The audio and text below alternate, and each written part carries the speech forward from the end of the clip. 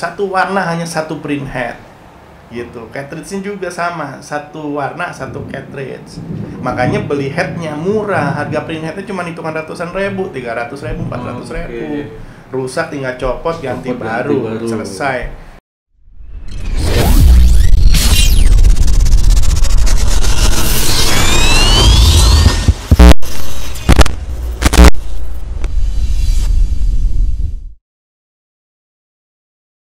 Assalamualaikum warahmatullahi wabarakatuh. Waalaikumsalam. Kembali lagi di Print Creative Talk on Air. Kita lagi kedatangan tamu nih, tamu jauh, teman dekat saya ya, dideketin. Kebetulan beliau bisa hadir dan juga bisa mengisi acara Print Creative Talk. Apa kabar Pak Rudi? Alhamdulillah, Alhamdulillah, baik ya. Ya, ini sudah beberapa narasumber sih kedatangan di Print Talk on Air ini. Nah, saya pengen sedikit ini Pak Rudi, to the point nih. Saya mengenal sosok Pak Rudi ini sebagai ya di sosial media atau di ruang lingkup yang ibaratnya sering woro-wirik sana sini gitu kan, memberikan edukasi. Cuman saya mau tahu nih, Pak Rudi tuh bisa nyemplung ke industrial grafika ini apa, industrial ya printing ini pertamanya gimana sih, dari tahun berapa? Itu yang saya mau tahu pertama. Panjang banget urusan. Nggak apa-apa, dipercepat atau babnya dipendekin gitu. Ya, singkatnya adalah gini. Biar para pemirsa tahu. Singkatnya adalah gini, karena memang waktu itu ada teman sekolah SMA. Teman SMA setelah pas saya masih kuliah lah ya, kuliah di Jerman, masih ada kontak-kontakan sama dia. Kebetulan dia waktu itu kerja di Berka sebagai product manager. Kebetulan megang desain jet, last format printer. Nah dari dia yang ngedorong. Jadi awalnya saya juga nggak kepikiran berurusan sama printer ya, apalagi dengan plotter. Nah saya pulang selesai kuliah. Tahun berapa Pak Rudi? Saya balik tahun 97. 97. Ya. Di Jerman nama universitinya apa? Oh, saya di Fachhochschule für Technik Mannheim. Jadi sekolah tinggi teknik lah di Mannheim. Oh, backgroundnya teknik ya Pak Rudi? Kenapa? Backgroundnya teknik berarti ya? Oh, teknik ya, iya, karena informatika. Teknik informatika. Ya. Siap. Seperti itu. Nah, pulang malah saya masih sempat kerja di Mercedes-Benz selama 3 tahun. Nah, dari pada saat itu dorong-dorong tuh sama teman saya terus tuh. Ayo kita itu bisnis gitu kan, bisnis bareng. 97 apa 98? Belum. Jadi 97, 98 sampai tahun 2000 saya masih di Mercedes-Benz. Oke. Seperti itu. Ya, nah, jadi ya itu kan diomongin terus tuh sampai akhirnya tahun 2000 persisnya. Ya udah, yuk kita buat perusahaan. Ya kan? Satu perusahaan, nah disitulah kita bersentuhan mulai dengan yang namanya plotter. Seperti itu. Memang berawal ilmunya dari HP Design Jet. HP Design Jet. Pertama pun saya belajar dipinjemin mesin sama HP. Waktu itu siapa tuh ya BM-nya, saya lupa lah. Pokoknya dikasih pinjem. Coba inget. Wah, lupa lah. Udah lama lah, udah 20 tahun lebih. Nah, dikasih pinjem tuh. Pertama apa yang saya lakukan, saya patahin pegangan itunya, rollernya. Karena nggak ada yang ngajarin sama sekali ini gimana. Emang dari plastik gitu ya, bahannya ABS atau plastik semua. Jadi patah gitu. Patah. Mungkin cara buka media aja nggak ngerti, main tarik aja dia patah gitu kan. Nah tapi memang ya itulah dari situ, belajar dari kesalahan. Nah pelan-pelan mengerti printer itu apa, terutama last formatnya seperti apa. Oh itu masih zaman susah. Susah dalam arti tekniknya memang masih sangat sederhana banget. Sampai suatu saat muncul tuh desain jet yang 6 warna. Nah ada perubahan tuh teknologi. Nah di situ baru boom, jalan kencang, di mana warna udah lebih bagus. Ya kan zaman dulu kita bicara rip software itu setengah mati tuh. Nunggu 3 jam, 4 jam, 15 menit belum selesai dia error. Sengsara tuh. Walaupun kita bilang kita pakai FVI yang pertama karena ada itunya ada alatnya tuh. Nah, itu pun masih bermasalah dan lama banget. Tapi sampai suatu saat mesinnya sudah bagus. Waktu itu mulai dengan desain jet 5000 sebutnya. Di Sanjet 5.000. Ya. Oke. Itu langsung 6 warna. Nah, mulai dari situ tuh hasilnya sudah mulai naik. Brand lain belum kelihatan. Enggak nih pemirsa, biar pada tahu nih, plotter sama apa ya, inkjet biasa atau itu plotter sebutannya skalanya misalnya 60 cm ke atas atau gimana sih Pak Rudi? Oke, istilah plotter itu sendiri sebenarnya istilah klasik ya. Plotter berarti plotting. Nah, itu mulai dari arsitektur berbuat menggambar. Cam. Bukan cam, pakai pen plotter bilangnya waktu pen itu. plotter, oh tahu Jadi saya. belum ada inkjet. Iya, waktu pen juga bisa digunakan di mesin cutting kan untuk drawing line. Nah, betul. Kayak gitu. Nah, itu sebenarnya mesin klasik banget. Nah, sekarang dirubah dari tadinya pen diganti jadi pisau. Itu jadi cutting sticker saat ini. Persis sama cara kerjanya. Waktu itu pakai pen gitu loh. Jadi pen ini kiri kanan kertasnya maju mundur. Nah, itulah buat gambar arsitek. Disebutnya waktu itu pen plotter. Karena rata-rata pen plotter itu kan pasti ukurannya nggak ada yang kecil ya, minimal 60 cm sampai ada 90. Berarti sebutan plotter itu untuk mulai dari sana. Dari sana dan lebar 60. Nggak mungkin kalau 30 dibilang plotter. Oh, nggak ada. Waktu zaman itu belum ada. Plotter itu, pen plotter itu selalu di atas 60 setahu saya sih ya. Karena cutting sticker belum muncul saat itu. Oh, oke. Nah, next lanjut ketika mengenal printer dengan HP 5 SP di Sanjet 5000 series. Ya mulailah pada saat itu istilahnya ya teknologinya di Sanjet sudah mulai bagus, sudah mulai stabil tuh. 5.000 keluar ada 5.000 waktu itu kan bahkan ukurannya 1,5 meter tuh 60 inci. Ya kan print area segitu besar. Nah, karena hasilnya sudah lumayan bagus bahkan dipergunakan untuk proofing. Karena saat itu baru mulai muncul namanya CTP, gitu, computer to plate, betul. Nah, jadi kemana-mana ada di percetakan orang beli CTP, dia butuh plotter, gitu. Nah, ya berkembang yang lain pun ikut masuk. Pada saat itu juga brand lain belum terlalu kelihatan ya. Epson sudah mulai muncul. Nah, tapi masih belum bisa ya saat itu ya kalau dari sisi kalau saya menurut pendapat saya saat itu belum bisa menyaingi nih 2001 2002 masih belum. Nah, tapi kan semakin pada saat itu terus terang aja teman-teman kalau kita bicara kita susah juga sebut merek nggak enak entar. Nggak apa-apa. Dua teknologi print head kita bicara antara thermal sama piezo. Ya kan?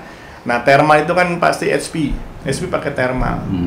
Nah, demikian juga Canon. Nah, yang piezo itu kan hanya si Epson doang, ya.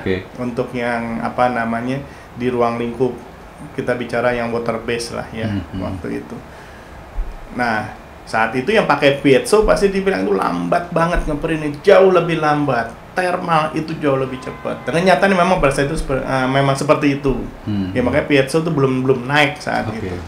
Saya nggak tahu mulai berangkat tahun berapa tuh mulai mungkin sepertinya 2005 ke atas ada perbaikan, piezo sudah mulai cepat, mesin Cina udah mulai masuk. Disitulah muncul solvent. Nah, kalau bicara solvent kan berarti sudah mempergunakan piezo lah di sana. Nah, jadi improvingnya luar biasa. Nah, thermal sampai sekarang ini ya tercecer teknologinya gitu-gitu aja. Dan memang sesuai dengan teknologinya ya, jadi kita tidak bisa mempergunakan banyak aplikasi di sana. Nah, kelebihan piezo kan kita bisa pakai macam-macam tinta, baik water base, oil base, selanjutnya lah. Seperti kita tahu sekarang. Yang saya dengar kan Pak Rudi ini membuka Indo Plotter ya, kalau nggak salah. Ya. Nah, itu gimana tuh Pak Rudi ceritanya? Awalnya sebenarnya sih, nah itu 3 tahun saya jalani 2000 sampai 2003 sama teman saya itu. Ya kan, karena dia awal backgroundnya dari SP, product manager bahkan di Sanjet di perusahaan distributor, banyak belajar dari sana. Tapi 2003 ke 2004 saya jalan sendiri. Saya memutuskan saya jalan sendiri aja. Awalnya udah nggak mau main plotter lagi, terus terang aja. Cuman karena dikomporin sama orang HP itu, ayolah, Ruth, jalanin gua support apa? Ntar gua kasih pinjam unit, balik lagi ceritain tuh, dikasih pinjam unit. Dia mau unit dikasih gratis, pinjam buat lu siapin aja showroom atau toko. Dia mau unit dikasih pinjam zaman itu. Kasih pinjam, ya udah akhirnya kita putusin, ya udah jalanin main plotter. Kita main plotter yang retail. Awalnya saya tidak mempergunakan nama Indo Plotter belum. Apa tuh? Nah, waktu itu saya pakai namanya Design Jet Center karena kan fokusnya ke HP nih. Plotternya HP kan Design Jet serinya. Kan ada Laser Jet, ada Dash Jet kalau nggak salah Ada waktu Dash Jet. itu, ya kan? Nah, kalau yang besar itu Design Jet bilangnya. Oke. Nah, jadi saya di situ bilang oke, saya buka toko namanya Design Jet Center. Design Jet Center. Ya, karena jualannya hanya HP punya gitu. Oke. Sampai suatu saat timingnya sangat kelihatan jelas pada saat pertama kali printer di labelin stiker. Ya. Tahun berapa tuh? Saya lupa tuh. Pada saat stiker pertama kali muncul dari Stiker, Kota ya? Supal. Kita mesti tracking datanya. Oke lah, kita Dan bisa dicari itu.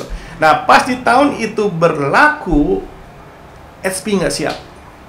Distributornya buat importasi nggak siap. 9 bulan minimal, barang kosong. Wow. Pusing kan? Kita yang fokus jualan Design Jet nggak ada barang. Mau nggak mau, akhirnya ngeliriklah produk tetangga, gitu kan? Ada di situ ada Canon, ada Epson. Walaupun sebelumnya Epson sudah mendekat, demikian juga Canon nih. Ayolah bantu jualan gitu kan. Selalu saya tolak tuh. Nah pas di tahun itu udah kejadian itu karena nggak ada barang yang bisa dijual, ya mulailah saya lirik tuh.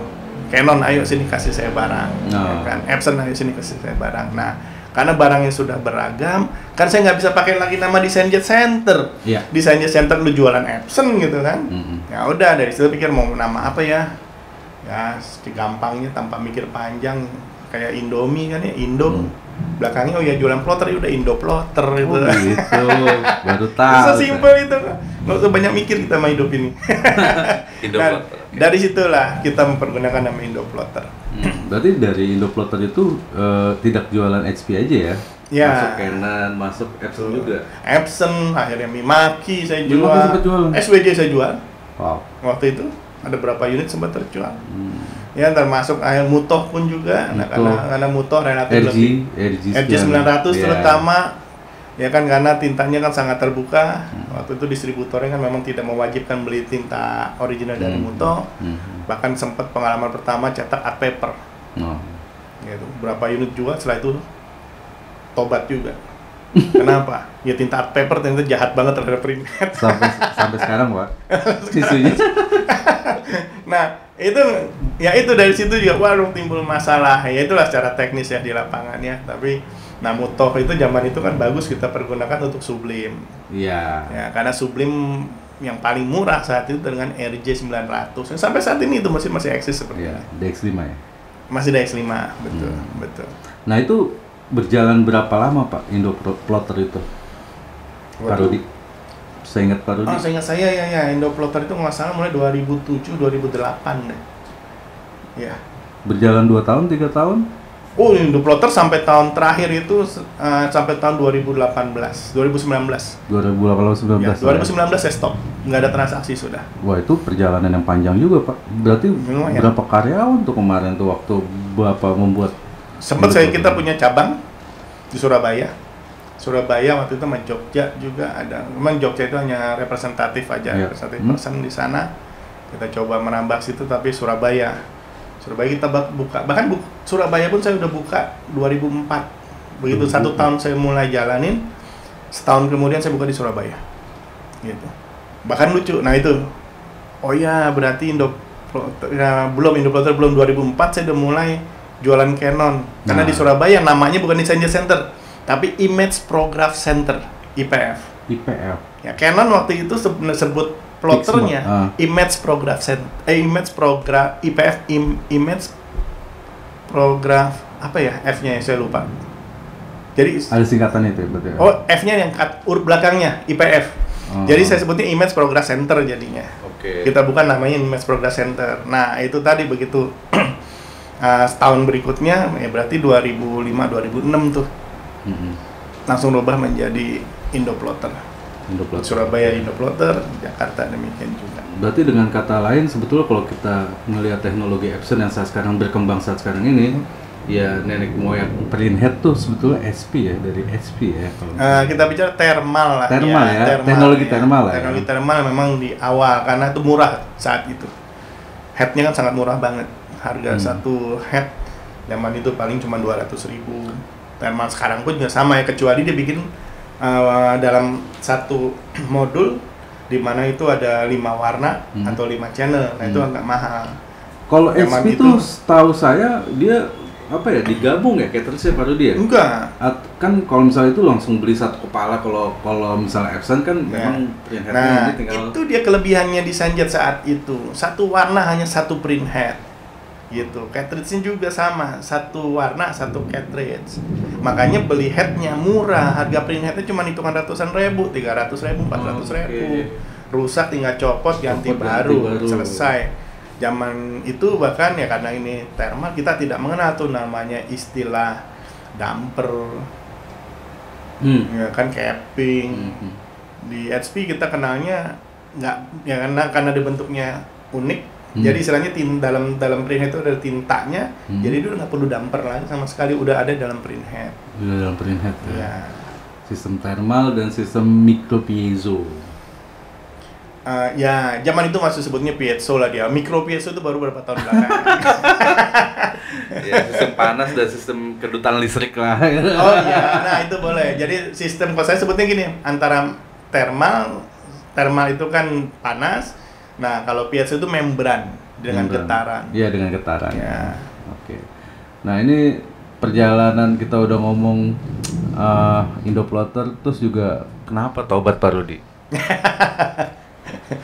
Tobatnya karena tobat dan mati gini, makanya itu juga salah satu alasan waktu itu akhirnya saya stop. Karena apa? Kita jual produk branded sih memang. Ya kan, satu sisi untuk pemasarannya mudah karena namanya sudah dikenal, tetapi di sisi yang lain yang jualan banyak, semakin kesini yang jualan itu bertambah dan bertambah. Dari sisi prinsipal juga kan, dengan punya satu kenapa nggak punya dua, udah punya dua kenapa nggak punya empat, dan selanjutnya. Jadi partnernya itu semakin sini semakin banyak. Nah tentu aja dengan kita megang produk seperti itu, persaingan ketat, margin pun tipis. Di awal, ya waktu bahkan awal-awal kan namanya plotter itu nggak ada yang kenal, ya kan. Nah, jadi waktu itu kita mempergunakan konsep educative selling. Kita educate orang yang tadi tidak butuh bisa tiba-tiba menjadi butuh, ya kan. Awalnya bahkan fotokopi center awalnya kan nggak pernah butuh plotter. Kita masuk ke sana, semua plotter itu bisa masuk. Jadi komplement mereka. Iya, gitu, dengan kita coba jelasin. Nah, mereka datang ke kita banyak, nanya, konsultasi. Begitu mau beli, deal, dia keliling. Jadi, nah itu pun juga lucu nih. Tempat kami kan ada di Mangga 2 Mall. Itu zaman itu masih zaman rame-rame banget gitu kan. Nah, saya di persimpangan waktu itu. Orang datang, ya sudah kita konsultasikan. Teman-teman kan banyak di situ. Ya udah, mereka beli di kalian nggak apa-apa, tapi kalian ambil dari gua. Fair dong gitu. Nah, ya sudah, sejaga kan harga tinggi biar teman-teman yang lain jualan mengambil dari tempat kita, atau sama saja. Lama-lama nggak begitu. Dia langsung ke distributor. Nah, gua nggak dapat apa-apa. Akhirnya ya udah, siapa orang yang datang gua hajar harga. Jadi biar pokoknya dia udah datang nggak boleh keluar lagi. Seperti itu, sampai seperti itu. Cuman kan, tapi kan distributor harusnya ada rules of the game dong Pak. Maksudnya dia menjaga di atas kertas, ya, jadi semua juga ngomong gitu. Keberhasilan partner itu keberhasilan kita semua. SBU selalu ngomong gitu. Slogan. Keberhasilan Anda, keberhasilan kami gitu kan. Ya mulia lah terdengar. Nama saya itu. Nah, tapi kenyataannya kan tidak gitu loh. Jadi memang ya itu tadi, tidak ada tuh. Ujung-ujungnya akhirnya apa? Oke, kita ambil challenge. Bikin program. Nah, sampai akhirnya udah, gue mau harga sekian, gue ambil quantity sekian. Sampai seperti itu. Nah, jalan awal. Tapi itu tadi, begitu jalan truk hari ini nih, kita main hitung-hitungan. Oke, harga segini. Prinsipal pasti nolak, nggak bisa harga segini. Lo omongin dulu, gitu kan, ke regional. Nah, balik lagi kan, tapi Pak Rudi mau ambil berapa? Lu mau minta gua ambil berapa? 20 unit gua ambil.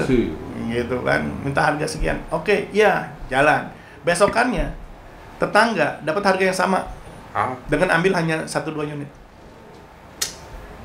Shit. Dan itu bukan sekali kejadian, beberapa kali kejadian, dan bukan satu merek, semua merek main begitu. Selesai kita urusan. Maksud prinsipal yang lain kayak misalnya Epson segala macam berlaku sama. Sorry banget, mirip. Ya oke lah, minta maaf lu nyebutin angka, emang nyebutin nama sih. Nggak apa-apa. Ntar gue keluar dari ini nih, udah tengah jurang nih gue. Kan sempet males saya jualan gini sekian udah ini. Ya nggak apa-apa. Sampai akhirnya langkah terakhir, saya bilang oke, kita nggak bisa begini terus nih. Saya samperin satu persatu. Pertama ke HP, gue minta produk eksklusif. Hanya satu tipe doang kasih ke gue jualan hanya itu, yang lain jangan kasih. Saya bilang kayak gitu kan, nggak boleh, nggak bisa pak, sistem itu tidak memungkinkan. Lu minta gue nelan berapa, gue telan, nggak mau, sudah selesai. Padahal gue udah kasih challenge segitu luar biasa. apa ya? Merek A, merek B, merek C, nggak ada yang bisa. Ya udah, saya bilang selesai. Jadi sejak saat itu ya stop, gitu kan. Walaupun pasti pertanyaan nih, kenapa nggak jualin mesin-mesin dari China? Nah, Ya kan? Emang berbeda sih sistemnya. Lebih gila. Aduh, repet jurang. Iya kan? Sama sistemnya Iya sampai sih. sekarang. Zaman itu lebih parah. bener sih Pak. Iya kan? Nah, makanya akhirnya disitulah saya bertobat, Pak. Setelah hampir 20 tahun Jadi jualan plotter. making decision-nya di tahun berapa tuh? 2018 sudah terakhir. 2018 kita pertimbangan-pertimbangan dilanjutin semakin parah. Ya kan? Jualan aja rugi, apalagi nggak jualan. Iya. Udah 2019 cut, selesai. Oke. Pak, ini saya ngelihat teknologi injek ya saat sekarang ini. Ini kayaknya semakin apa ya, pesat. Nah, pandangan Pak Rudi nih yang secara kemarin kan ngelihat apa ya, Heidelberg dengan ya kita sebutlah galusnya dia menggunakan injek itu ataupun yang lainnya dengan mengarah visionnya ke injek. Bagaimana menurut pandangan Pak Rudi? Luar biasa. Inkjet itu future gitu. Karena apa? Memang ini teknologi yang sederhana ya, tetapi istilahnya bisa menggantikan teknologi yang lain. Contoh, kenapa saya bilang bisa menggantikan teknologi yang lain? Ini aja sudah kelihatan. Laser. Teknologi laser kan pelan-pelan sudah terganti. Kenapa? Laser punya kelemahan. Memang dia pakai toner. Ya kan, kelemahannya adalah listriknya kan tinggi. Dia banget. butuh pemanasan yang luar biasa, ya kan. Makanya akhirnya diganti. Nah, saat ini kalau boleh sebut nama nih, yang sudah menjalani duluan, Epson.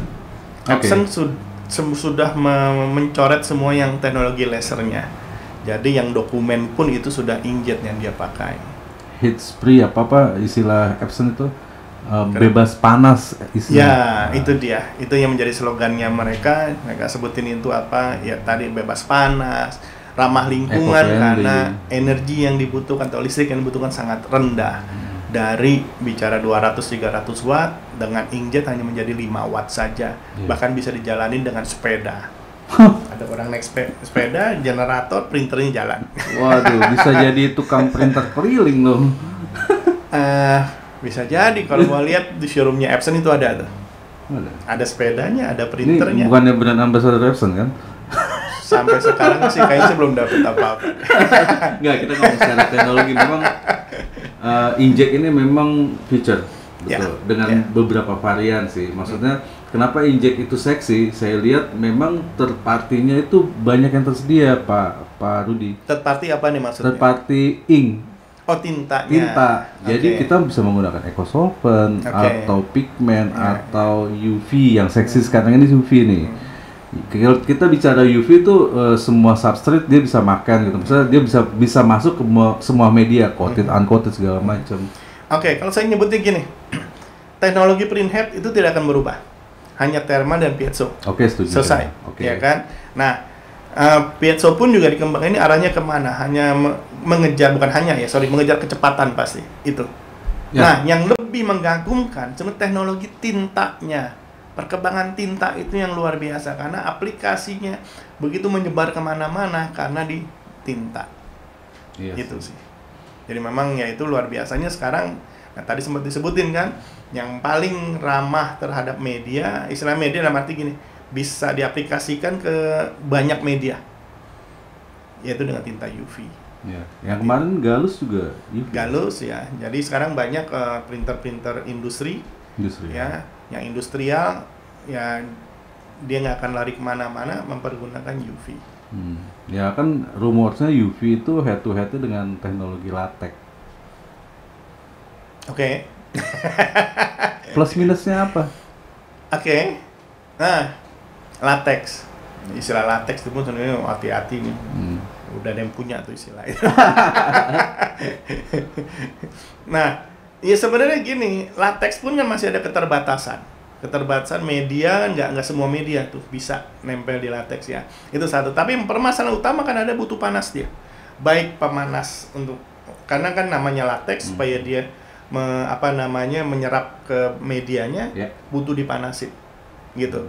Ada teknologi yang berbeda sama dia disemburin udara panas kan, tapi tetap butuh panas. Oh ya, jadi buka pori-pori awal ya? Bukan cuma buka pori-pori, tapi curingnya pakai heat. Pakai heat. Ya, jadi latex itu boleh saya sebut atau resin atau apa gitu kan? Itu semua sama. Oh, iya. Itu semua sama. Nah, tinggal teknologinya aja berbeda. Tadi untuk curingnya berbeda. Curingnya apa? Yang satu benar dikasih pemanas, platnya yang satu lagi pakai disemburin udara panas. Konsepnya sama. Nah, jadi permasalahan itu energinya kan tinggi dan mahal. Oh iya. Listriknya besar. Benar. UV nggak butuh listrik banyak. Tapi rumornya latex juga bisa print all media. Oh ya sebenarnya secara prinsip bisa, cuman kan tetap ya sekali lagi kan karena sekarang akhirnya karena keterbatasan itu permasalahan kebutuhan listrik yang begitu besar, maka kenapa akhirnya lebih mudah diterima kan UV. UV lebih mudah diterima, apalagi dengan berkembangnya lampunya kan. Ya. Sekarang sudah lampu LED yang jauh lebih sedikit. Iya, si Epson juga mempunyai teknologi itu, cuman diselipkan nama R kalau perlu tahu kayak itu. Ya, R itu ya resin sih atau sebutannya dia. Sebetulnya itu teknologi latex benar berarti. Itu latexnya. Sama. Tapi ya memang ya biasanya yang saya lihat dari satu produk tuh belum mature. Jadi memang harus ada pengembangan lebih. Sama kayak EcoSolvent yang seri S juga. Ini gue ngomong kayak gue ibarat. Ya kan nggak apa-apa, sama-sama ngerti. Iya kayak S40 masih fail naik ke S sekian sekarang udah S80 yang ibaratnya udah mature lah. Memang suatu produk itu belum gitu. Kalau misalnya ini kan yang R ini masih seri pertama yang saya lihat. Ya, tapi kan sejarahnya latex kan sudah cukup lama. Latex itu bukan baru setahun 2 tahun ada. Sudah lama ya Pak? Ya kan, sudah lama. Udah nggak tahu persisnya. Mungkin kayak feeling saya 10 tahun ada lah dia. Tapi itu HP kan? Dari HP kan? Yang HP pionir memunculkan latex memang HP. Ya, nah cuman ya sekali lagi kan saya nggak gitu mengikuti marketnya kemana karena tidak terlalu bombastis. Kalau menurut saya sih tidak kelihatan secara kuantitinya. Ya, nah sedangkan kalau kita bicara EcoSolvent kan lebih kelihatan, betul? Mau jumlah mesin yang terpasang, ya kan? EcoSolvent. Nah terus kemudian sekarang UV pun meningkat, walaupun memang ada keterbatasan permasalahan dengan UV saat ini. Isunya apa yang perlu ditahu? Ya permasalahan dengan UV itu adalah menyebabkan printheadnya gampang mampet karena jarak antara lampu dengan printhead kan dia berdekatan. Begitu dia mantul kena permukaan printhead ke nozzle-nya itu juga sama, pasti otomatis mengeras. Itu permasalahan utamanya si UV gitu. Nah jadi mesti dibuat jarak. Ada satu kemarin ini yang launching itu satu produk, nggak usah sebutin nama berarti nggak boleh ya. Boleh. Lampunya sama dia dibikin sudut keluar nembaknya. 30 atau berapa? Dia nggak sebutin berapa derajat gitu. Karena dia dibikin ada sudutnya. Nah jadi bahkan saat ini dia berani cetak bahkan di permukaan metalik atau permukaan yang memantul. Memang gini sih Pak Dodi, kalau kita bicara UV itu bukan riskan, memang saya juga lagi riset itu. Ketika kita naruh lampunya agak jauh, itu dia harus butuh fast drying. Tuh. Dengan posisi yang harus dekat dengan angle yang tadi Pak Dodi saya baru ingat tuh. Ya itu memang setidaknya dekat, tapi after that dia harus ada finishing juga setelah lewat dari situ. Cuman dia memang harus dekat dari lampu. Ya. Dekat dari lampu supaya apa? Supaya garisnya tajam, gambarnya tajam. Kalau lampunya agak jauh, Nah, dia udah keburu bleber duluan. Iya sih. Seperti itu. Betul, Ya. betul. Nah, tetapi ya memang itu dari segi waktu sebenarnya. Nah, sekarang terlihat contoh di mesin Galus One. Ya, yang mempergunakan Ya, teknologi UV ini. Nah, jarak antara si print head dengan lampu itu lumayan. Paling tidak bisa ada 10-15 cm. Jauh. Jadi memang terpisah. Bahkan untuk warna-warna yang lain lebih jauh lagi tuh dia. Pak Rudi, ini flashback lagi nih. Berarti setelah tobat ini kegiatan Pak Rudi apa? Waduh. Apa kan kemarin saya lihat sempat ada di Print Media juga ya. Terus ada apa sih ketua Apkomindo juga atau apa nih, lebih ke edukasinya kah atau gimana Pak Rudi? Oke. Nah itu sejak saya memutuskan untuk stop, sebenarnya sih sebelum stop itu pun juga kita itu tadi karena selama ini kan kita jualannya pun juga menjalankan dengan educative selling. Ya kan kita terangkan dulu, bahkan kita trainingin orang-orang sebelum dia beli mesin pun kita udah trainingin gitu loh. Ya kan, termasuk juga buat pengguna-pengguna yang di luar pulau, luar provinsi, bahkan kita undang, kita trainingin menjadi teknisi, bahkan bongkar mesin sampai baut yang terakhir. Aduh, ada gua buka handphone 5 ya sisa 1 atau berapa itu. Nah ya itulah istimewanya kita bongkar mesin, ya kan. Tahu ternyata dapat baut lebih. Oke. Nah, itu uniknya di sana. Nah, jadi karena kita udah jalanin seperti itu, begitu saya bilang, oke, saya stop lah, nggak mau jualan mesin lagi. Nah, yang terbersit langsung adalah, oh iya, kenapa kita nggak main di edukasi saja, gitu. Jadi sekalian aja kita nyemplung, kita main di edukasi. Karena apa? Selama kita jualan, ya kan semua ya pasti sama nih, kita bilang teman-teman yang jual mesin, permasalahannya adalah dia butuh teknisi, termasuk dia butuh operator. Saat jualan mesin pasti ditanya, Pak, ada orangnya nggak? Pak, punya orang yang kita jadi operator nggak? Itu pasti pertanyaannya semua orang pasti dapat. Nah, dari situ kepikiran, ya udah kalau gitu kita siapin aja nih SDM-nya, ya kan. Apalagi kalau kita bicara teknisi, semua penjual mesin pasti mengeluh terhadap teknisi, ya kan. Kalau buat saya sih bilang begini, ya namanya sebagai teknisi, awal pertama kali dia masuk pasti kan orangnya idealis, betul. Gaji dia sekian, dia udah happy. Tapi ingat, berjalannya waktu, dia menikah, dia punya anak, gaji yang dia dapat nggak cukup. Dari situlah mulai muncul masalah. Nah, makanya kalau saya selalu bilang, harusnya minta maaf nih bagi teman-teman engineer gitu ya. Saya maafin. Bahwa ya bagi yang jual mesin, teknisi itu nggak boleh lebih dari 3 tahun kerja. Selebihnya dia harus buka usaha sendiri, entah jadi freelancer atau jadi apa. Karena apa? Tidak ada orang yang sanggup bayar kalau posisinya dia hanya sebagai teknisi doang, kecuali dia menjadi supervisor, dia kelola banyak orang-orang di bawahnya. Tapi kalau tanggung jawabnya tetap masih di lapangan, tuntutannya dia besar, gajinya nggak akan pernah cukup. Masalahnya di situ. Makanya kenapa di situ akhirnya terbersit. Ya kenapa nggak kita siapin aja pelatihannya teknisi supaya selalu berputar. Ada yang refresh, semua jadi terbantu. Nah, dari situlah akhirnya kita bilang, ya udah, yuk kita jalanin edukasi. Menarik nih, bicara edukasi ini berarti sudah berjalan berapa lama nih sistem edukasi yang Pak Rudi create ini? Oke, sebenarnya sih sudah kisaran sudah lebih dari 5 tahun, 5 tahunan lah. 5 tahun cukup. Ya, intensnya justru pada begitu ketemu pandemi. 2021. Ya, jadi 2000 bahkan. 2002 ya. Ya 2020 ya, pandemi. Ya kan? Nah, begitu masuk ke pandemi, ceder. Nah, sekolahan bingung. SMK terutama. Anak-anaknya ini mau PKL di mana? Gitu, mau taruh di mana? Orang semua industri pada tutup. Iya, sekolahan kan nggak tutup nih. Proses belajar kan ada. Ya kan? Nah, dari situlah akhirnya kita merasa terpanggil, bahkan minta maaf selama pandemi orang-orang nggak boleh keluar rumah. Kita terima PKL 400-an, Pak. Wow. Gerbang kita tutup, minta maaf, bagus udah nggak ada satgas lagi. Zaman itu kalau pas ketahuan dalam tempat itu banyak orang, nggak boleh. Kena, itu yang saya takutin, kena denda 100 juta segala macam, ngetah berapa lah waktu itu. Nah, itu yang kami khawatir. Tapi di sisi yang lain, sekolahan butuh walaupun ketemunya seminggu 2 kali. Gantian gitu, karena kebutuhan permintaan dari sekolah untuk PKL waktu itu luar biasanya bukan main. Lumayan. Nah, dari situ akhirnya kenapa kita berhubungan cukup dekat sama sekolah-sekolah akhirnya, sama Lebih SMK. ke SMK apa Ya. kejuruannya? Kejuruan SMK, karena apa? SMK itu udah sekolah kejuruan kan, Iya. karena di situ potensi anak-anaknya luar biasa, gitu. Karena apa? Begitu dia masuk lulus SMP masuk SMK, langsung sudah ada tujuannya nih. Ya. Belajar apa? Hmm. Belajar desain grafik kah? Belajar teknik kah? Gitu kan? Nah, makanya dari ini lebih istilah lebih tepat buat saya dibandingin perguruan tinggi atau apalagi universitas. Universitas perguruan tinggi bisa dihitung jari lah.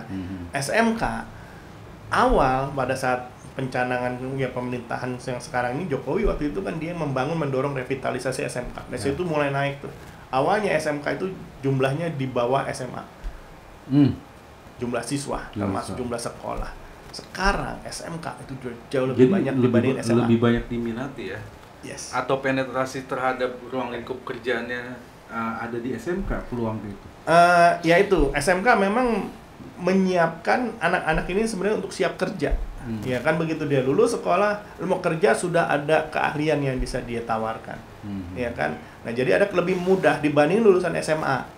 Gitu. Karena apa? Sekarang ya kita juga lihat ya tantangan Indonesia ini kan yang orang bilang Indonesia emas 2000 berapa tuh? Nah, 2040, 2050, apapun lah gitu. Karena apa disebut itu? Karena generasi sekolahnya saat itu luar biasa. Kita masih piramida bentuknya. Yang bawah itu banyak. Nah, ini pelan-pelan yang anak-anak di bawah itu sudah naik sekolahnya ke menjadi SMK. Atau menjadi SMP, SMA. Siap kerja. Kalau mereka tidak disiapkan, tidak diberikan keahlian, kebayang Pak Indonesia ini seperti apa Pak tanpa keahlian. Nah, makanya kenapa SMK digenjot sedemikian rupa supaya apa? Penetrasi anak-anak itu bisa siap kerja. Walaupun kenyataannya anak-anak SMK itu sebagian besar lanjut kuliah. Tapi selama 5 tahun ini Sudah ada yang di perusahaan mana atau apa dari program Pak Rudi yang di-create itu atau gimana Pak Rudi? Sekarang ini malah sudah mulai banyak yang minta. Akhirnya, Pak, ada lulusannya enggak gitu kan. Ya udah sih kita tinggal coba tanyakanlah ke sekolah-sekolah yang selama ini kita bina gitu kan. Ada nggak 1-2 yang kita lempar. Itu sudah ada beberapa tempat seperti itu. Jadi begitu minta, oke nih ada. Tuh silakan interview. Bahkan kemarin ada yang minta siapa tuh pemain printing juga di sublimasi bahkan, Pak, saya butuh orang, sebentar saya cariin. Oke, besok orangnya saya minta datang sana, begitu data interview besok langsung diterima. Langsung masuk itu anak. Sampai memang seperti itunya kebutuhannya, dan kebutuhan lulusan SMK itu sebenarnya harusnya luar biasa. Hanya keluhannya kan adalah bahwa anak SMK begitu lulus belum punya keterampilan. Nah, ini yang memang menjadi masalah. Nah, itu kenapa butuh ada yang mendampinginya. Mau masuk kemana, terutama balik lagi kan ke industri kita nih. Iya. Bicara printing, menyiapkan SDM, siap pakai, butuh waktu. Itu waktu ya. Oke Pak Rudi. ini waktunya juga sudah hampir sejam lah. Kita ada Nggak berasa ya? Nggak berasa. Ada segmen jawab cepat ya Pak Rudi ya. Oh lu apa tuh? Saya kasih pertanyaan cuman Pak Rudi jawab cepat. Oke. Nggak mau mikir atau ini. Oke. Pilih uang atau waktu? Saat ini. Saya bicara uang lah. Waktu saya banyak gitu. Oke. One man show atau tim? Ya pasti tim lah. Oke. 01, 02, 03? Yang gemoy lah pastinya. Oke, ini pertanyaan sama pers atau pers? Apa maksudnya? Pers, maksudnya Pers. ya. Atau pers. Apa tuh pers? Nah, itu bahasa anak muda sebetulnya. Pers lah. Oh, pers. Maksudnya apa? Pers, Media kan? iya, Media itu kan? pers. Pers mah saya nggak ngerti artinya apa. Oh iya, oke. Lebih baik dihianati atau mengkhianati? Oh, dihianatin aja nggak apa-apa, udah terbiasa. Thank you. Oke Pak Rudi, ini thank you banget udah datang di Print Creative Talk. Mungkin ini kalau kita bahas nih bakal menarik lagi nih nanti part 2 atau kita ngomong secara edukasi, penetrasi kemana segala macam. Cuman untuk segmen ini sangat-sangat saya harus mengosongkan gelas saya untuk mendapat insight dari Pak Rudi. Thank you banget. kedatangannya. Anytime. Sehat selalu. Sama-sama. Thank you.